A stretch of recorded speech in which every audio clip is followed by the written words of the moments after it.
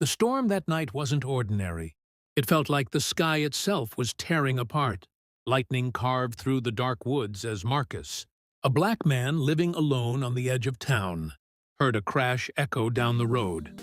He grabbed his flashlight, expecting maybe a fallen tree. But what he found instead made his heart stop. A luxury car, bent, smoking, sat half-submerged in the mud, and from it stumbled a white woman, drenched in rain, wearing diamonds that didn't belong to this side of town. Marcus hesitated.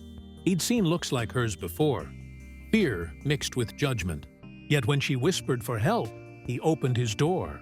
He didn't know that decision would change both their lives forever. Marcus lived a quiet life, far from the city lights. His cabin, tucked deep in the pine forest, was a simple place, one he'd built himself after walking away from a world that never welcomed him. The locals called him that black guy in the woods. Some said he was strange. Others whispered that he'd done something wrong. Marcus learned long ago that silence was easier than fighting prejudice. That night, the rain came like a punishment. The wind howled through the cracks, and thunder shook the ground. Just as Marcus was about to close his shutters, headlights flickered between the trees, then vanished.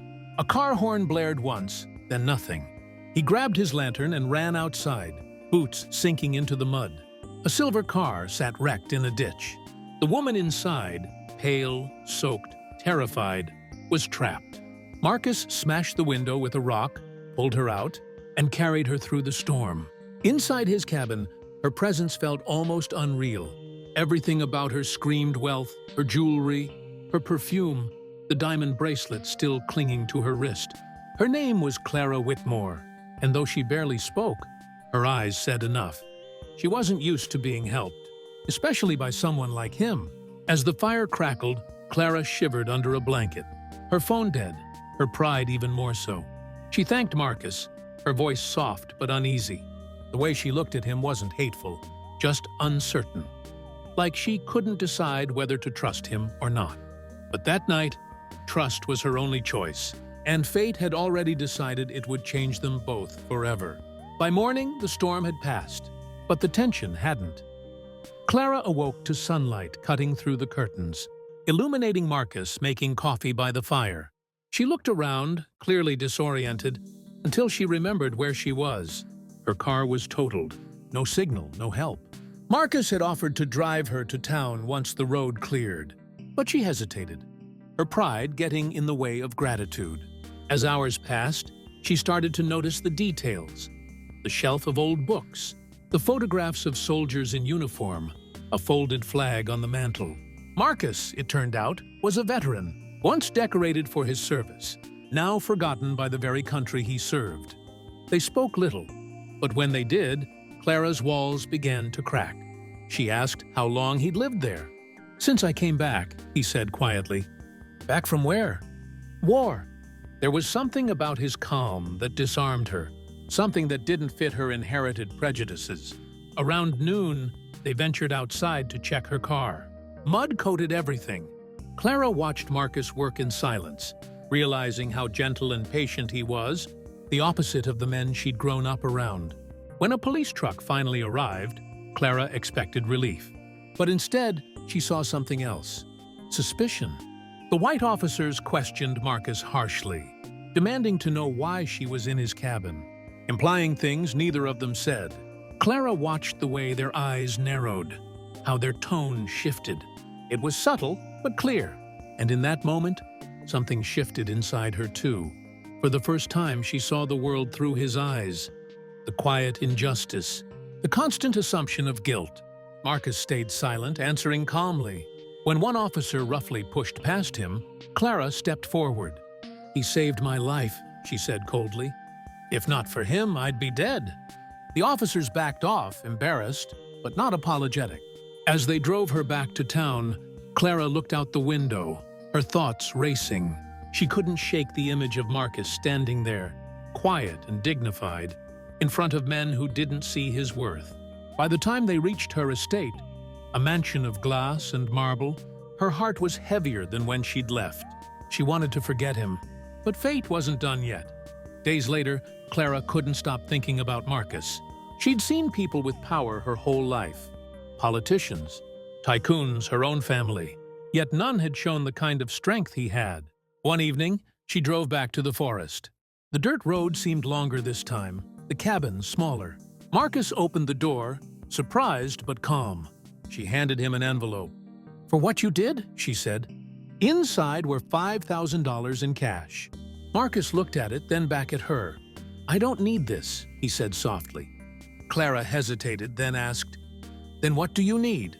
He smiled faintly. "A world where a man isn't judged by the color of his skin." Before he opens his mouth, those words pierced through her. Simple, honest, painful. A week later, Clara made a decision that shocked everyone around her. She publicly credited Marcus for saving her life in a national interview. But she didn't stop there. She announced the creation of a foundation for homeless Black veterans, using part of her family's wealth to rebuild lives like his. The story went viral. Reporters came to the cabin. Cameras flashed. Marcus didn't want fame, only fairness. But when he saw Clara standing beside him, not out of pity, but respect, something inside him healed that no medal ever could. That's when she turned to him, before the cameras, and asked the question that changed everything. "Will you help me lead this foundation?" Marcus paused, stunned. The woman who once looked at him with quiet fear was now offering him partnership. Not charity, but purpose. He nodded slowly, realizing the storm that had destroyed her car had rebuilt something far greater. Her humanity.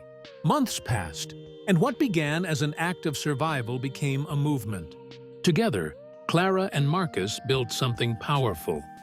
Homes for veterans, scholarships for underprivileged youth, and community centers where race didn't define value.